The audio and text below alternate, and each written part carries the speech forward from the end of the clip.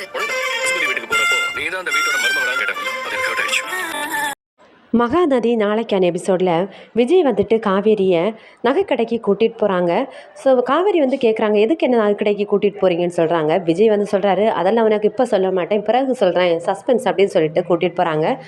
அங்கே ஷாப்பு கூட்டிகிட்டு போனதுக்கப்புறம் காவேரி கிட்ட வந்து விஜய் சொல்கிறாங்க, இந்த செக்ஷனில் இருக்க எந்த செயின் வேணாலும் நீ பார்த்து உனக்கு வந்து சூஸ் பண்ணி எடுத்துக்கோ, அப்படி செலக்ட் பண்ண அப்படின்னு சொல்கிறாங்க.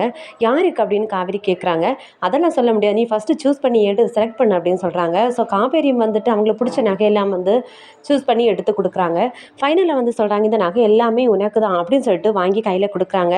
இதை பார்க்குற காவேரி வந்து ரொம்ப ஷாக்காகவும் ரொம்ப அதிர்ச்சியாகவும் இருக்காங்க. கேட்குறாங்க, எதுக்கு அப்படின்னு கேட்கும்போது, உடனே அன்னைக்கு வந்து பசுபதி வீட்டுக்கு போகும்போது அந்த உன்னை வந்து அந்த வீட்டு மருமக இப்படி ஒரு வெறுங்கலத்தோடு இருக்கா அப்படின்னு சொல்லிட்டு ரொம்ப பேசினாங்கல்ல, ஸோ அதனால தான் நீ எப்பவும் அப்படி இருக்கக்கூடாது அப்படின்னு சொல்லிட்டு தான் வாங்கி கொடுக்குறேன் அப்படின்னு சொல்லிட்டு வீட்டுக்கு போகிறாங்க.